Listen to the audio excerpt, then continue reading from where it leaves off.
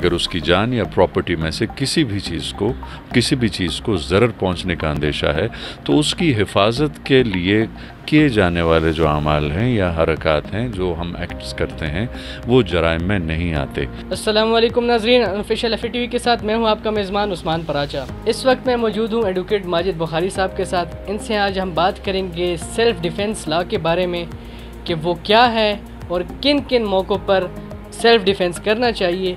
तो आए हम इस हवाले से माजिद बुखारी साहब से बात करते हैं कि वो क्या राय रखते हैं और वो हमारे नाज़रीन को क्या गाइड करेंगे इस हवाले से कि सेल्फ़ डिफेंस उनको किस वक्त करना चाहिए।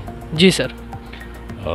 Thank you very much. सबसे पहले उस्मान पराचा साहब, ये बड़ी इनकरेजिंग बात है, हौसला अफजा में काबिल सताइश है कि आप लोगों ने एक ऐसा सिलसिला शुरू किया है कि जिससे लोगों में कानून की अवेयरनेस जो है वो पैदा हो रही है। सेल्फ़ डिफेंस या राइट टू प्राइवेट डिफेंस ऐसा है कि ताज़ीरात पाकिस्तान 1860 के मुताबिक एक हमारे पास एक चैप्टर है, चौथा चैप्टर नंबर 4। उसमें कुछ इस्तिस्नात हैं, यानी कुछ हमारी ऐसी हरकत या जो हमारे अमाल हैं, जो एक्ट्स हैं हम लोगों की, वो वैसे तो जराइम होते हैं, लेकिन अगर मखसूस हालात में अगर सरजद हो जाएं तो वो जराइम नहीं कहलाते, उनको इस्तिस्ना हासिल होता है। मिसाल के तौर पर बच्चा जो 7 साल से लेकर अगर 12 साल के दरमियान है तो उनसे अगर कोई ऐसा जुर्म सरजद हो जाए तो वो जराइम के ज़ुमरे में नहीं आता, उनको इस्तिस्ना हासिल होता है। एक फातिरुल अक़ल इंसान जो दीवाना है, जो अपने जो उनकी हरकत हैं उनको ये नहीं पता कि मेरी इस हरकत का नतीजा क्या होगा, तो वो इस बात को का इदराक करने से, उसको समझने से कासिर है। तो ऐसा आदमी भी अगर कोई ऐसी हरकत करे तो वो भी जुर्म के ज़ुमरे में नहीं आता।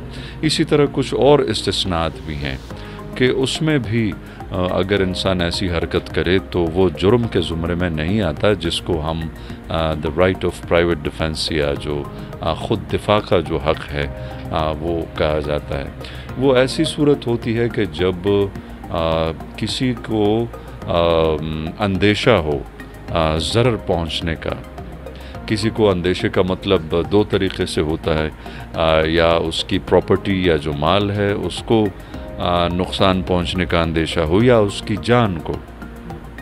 तो 2 तरीक़े से, अगर उसकी जान या प्रॉपर्टी में से किसी भी चीज़ को ज़रर पहुंचने का अंदेशा है तो उसकी हिफाजत के लिए किए जाने वाले जो अमाल हैं या हरकत हैं, जो हम एक्ट्स करते हैं, वो जराइम में नहीं आते।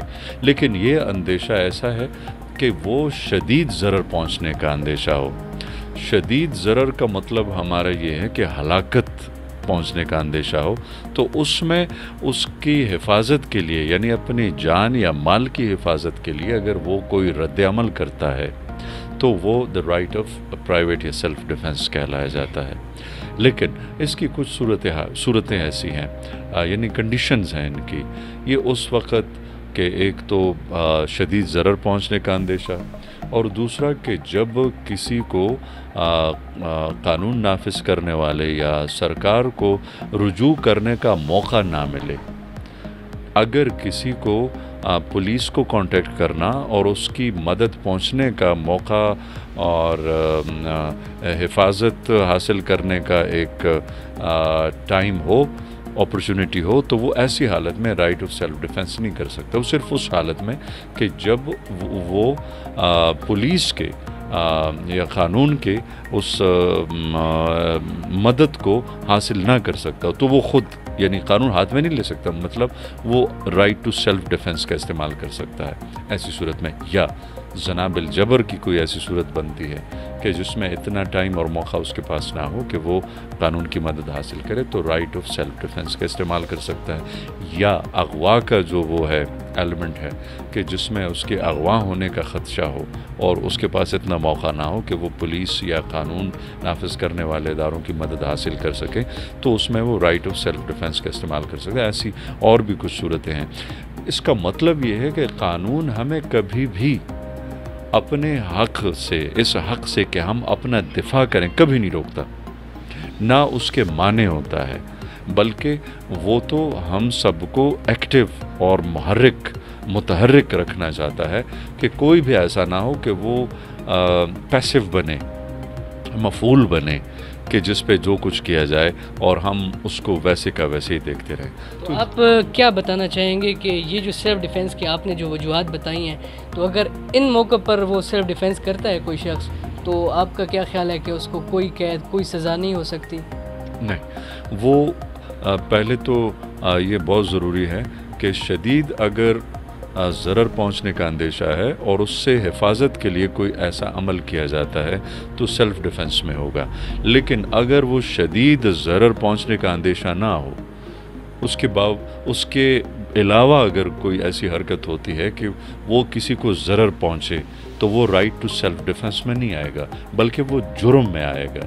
تو یہ ایسا ہے کہ ایک تو ہمیں اس شدت کو اور اس خطرے کو کا ادراک کرنا ہوگا، سمجھنا ہوگا کہ آیا واقعی میرے اوپر کوئی حملہ ہو رہا ہے، یا میری جان کو خطرہ ہو سکتا ہے، یا میرے مال کو خطرہ ہو سکتا ہے، اور اس کا قوی امکان ہو تو اس کے رد عمل میں ایسی حرکت کریں تو وہ رائٹ ٹو سیلف ڈیفنس میں ہوگا۔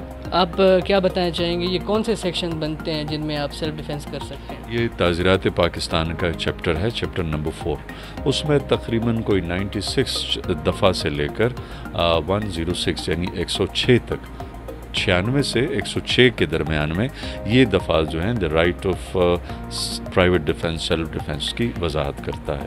اس موقع پر آپ ہمارے ویورز کو کیا پیغام دینا چاہیں گے؟ صرف ایک ہی پیغام جو سب سے اہم ہے اس وقت سب کے لیے، اور وہ یہ ہے کہ وہ قانون سے خود کو باخبر رکھیں، چاہے وہ قانون اس ملک میں جو نافذ قانون ہے، یا وہ اگر ایک مسلمان کی زندگی گزارنا چاہتا ہے مسلمانوں کی، تو وہ قرآن کے قانون سے خود کو باخبر رکھے۔ اگر ہم قانون سے خود کو باخبر نہیں رکھیں گے تو ہم اپنے حقوق سے بھی لا علم ہوں گے، اور ساتھ میں اپنی حفاظت کے ان اسٹریٹجی سے بھی ہم لا علم ہوں گے۔ تو قانون سے آگاہی انتہائی ضروری چیز ہے۔ بہت شکریہ جی ناظرین، تو جیسا کہ آپ لوگوں نے ایڈوکیٹ ماجد بخاری صاحب کی باتیں سنی کہ وہ کس طریقے سے بتا رہے تھے کہ سیلف ڈیفنس کن موقعوں پر کرنا چاہیے، اور ساتھ ہی ساتھ انہوں نے عوام کو اور ہمارے ویورز کو یہ پیغام بھی دیا ہے کہ ان کو لا سے اور قانون سے واقف رہنا چاہیے، کیونکہ یہ آج کل کی ضرورت ہے۔ ہمارے ساتھ ہی رہیے، ہم پھر کسی دن کسی نئے ٹاپک کے ساتھ آپ کی خدمت میں حاضر ہوں گے۔ تب تک دیجیے اجازت، اللہ حافظ۔